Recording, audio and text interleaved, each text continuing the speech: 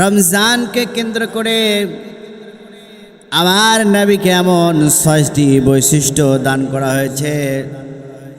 পৃথিবীর শুরু থেকে শেষ পর্যন্ত যত নবী এসেছে, রসুল এসেছে, কাউকেও এই ৬টি বৈশিষ্ট্য দেওয়া হয় নাই। কেবলমাত্র একমাত্র আমার নবী, মহাবিশ্বের মহানবী, রহমতের ভান্ডার, শাফায়াতের কান্ডার, আমার নবীকে এমন ৬টি বৈশিষ্ট্য দেওয়া হয়েছে, আর কোনো উম্মতেকে দেওয়া হয় নাই। সম্মানিত ভাইরা আমার, ৬টি বৈশিষ্ট্যের মধ্যে ১ নাম্বার বৈশিষ্ট্য, রোজাদারের মুখের গন্ধ আল্লাহর কাছে মৃগ নবীর সুগন্ধির চাইতে অধিক প্রিয়। সম্মানিত ভাইরা আমার, অধিক প্রিয়। কাল কিয়ামতের ময়দানে যখন মানুষ হাসরের ময়দানে ছোটাছুটি করবে, এমন সময় মানুষের মুখ থেকে সুন্দর জান্নাতের ফুলের সুঘ্রাণ পাওয়া যাবে। আর ওই সময় লোকজন বলবে, এই সুঘ্রাণ তোমরা কোথায় পেয়েছ? বলবো, আমরা পৃথিবীর জমিনে রোজা থাকার কারণে আল্লাহ রাব্বুল আলামিন আমাদের এই মুখের ভেতরে জান্নাতের ফুলের সুঘ্রাণ দিয়েছেন। সুবহানাল্লাহ। সম্মানিত ভাইরা আমার, তাহলে ১ নাম্বার বৈশিষ্ট্য, রোজাদারের মুখের গন্ধ আল্লাহর কাছে মৃগ নবীর সুগন্ধির চাইতে অধিক প্রিয়, জান্নাতের ফুলের সুঘ্রাণ পাওয়া যায়। আর ২ নাম্বার, যে ব্যক্তি রোজা থাকবে তার জন্য সমুদ্রের মাছ, বন জঙ্গলের জীবজন্তু, এমনকি পিপিলিকা পর্যন্ত তার জন্য দোয়া করতে থাকে। একটি বর্ণনা এসেছে, ফেরেশতারা রোজাদারের জন্য ক্ষমা প্রার্থনা করতে থাকে যতক্ষণ না সে ইফতার করে।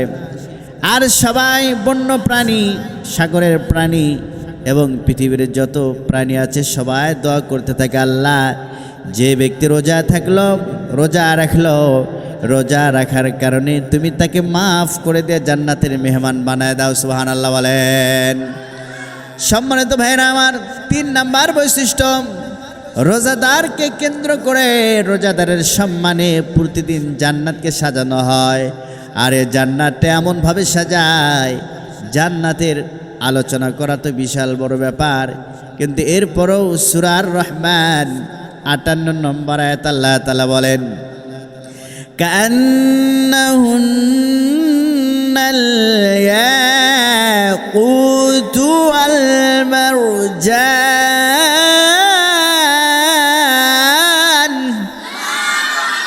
আল্লাহ রাব্বুল আলামিন বলেন, কান্নাহুন্নাল ইয়াকুতু ওয়াল মারজান। এর অর্থ হলো কি? ৩ নাম্বার বৈশিষ্ট্য আমি বলছি, কি বলছি, যে যারা রোজা থাকবে তাদের সম্মানে প্রতিদিন জান্নাতকে সাজানো হয়। এই জান্নাতকে কেমনভাবে সাজানো হয়? আপনি যদি একটা টিনের ঘর থাকে, কারো যদি টিন দিয়ে ঘর বানায়, টিনের ঘরও দেখতে ভালো দেখা যায়, কিন্তু টিনের ঘর ভেঙে যদি আপনি একটা ইট দিয়ে দেওয়াল নির্মাণ করে একটা ঘর বানান, সেটাও ভালো দেখা যায়। এরপর ওই দেওয়ালের ঘরের ওপরে যদি টাইলস ফিটিং করা হয়, আরও ভালো দেখা যায়। ওই ঘরের ওপরে যে টাইলস আছে, এই টাইলস ফেলে দিয়া কেউ যদি তামা লাগায়, তাহলে আরও ভালো দেখা যায়। ওই তামা সরাইয়া যদি স্বর্ণ দেয়, আরও ভালো দেখা যায়। কথা বলেন ঠিক নেবে ঠিক?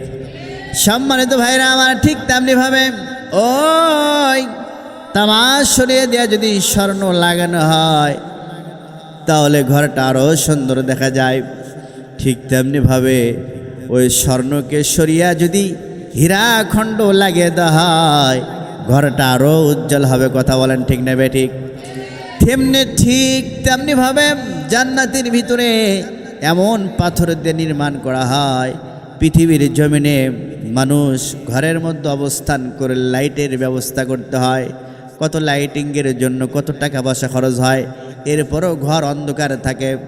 কিন্তু আল্লাহ রাব্বুল আলামিন এই সূরা রহমানের মধ্যে যে ৫৮ নম্বর আয়াত আল্লাহ তাআলা বলেছেন, কান্নাহুন্নাল ইয়াকুত ওয়াল মারজান, তার মানে হলো ইয়াকুত পাথর এবং মারজান পাথর এমন হবে, ওই পাথর যদি কোনো ঘরে দিয়া দেওয়াল নির্মাণ করা হয়, ঘরে যদি দেওয়াল দিয়া ওই পাথরের দ্বারা দেওয়াল নির্মাণ করা হয়, ওই ঘরের ভেতরে কোনো লাইটিং লাগবে না, ওই পাথর দিনরাত 24 ঘন্টা আলো দিতে থাকবে। সুবহানাল্লাহ, সুবহানাল্লাহ, সুবহানাল্লাহ, क्या मुबारक नाम है। सुबहानल्लाह, सुबहानल्लाह, मुमिनों का काम है। नहीं कोनो बंधु अल्लाह छाड़ा, नहीं कोनो माशूक अल्लाह सारा। আরশ কুরসি লৌহ কলম সবই যে তার পাগল পারা। সব একটু জিকির করে লা ইলাহা ইল্লাল্লাহ, লা ইলাহা ইল্লাল্লাহ। আল্লাহু আকবার। সম্মানিত ভাইরা আমার, তাহলে 3 নম্বরের বৈশিষ্ট্য চলে গেল।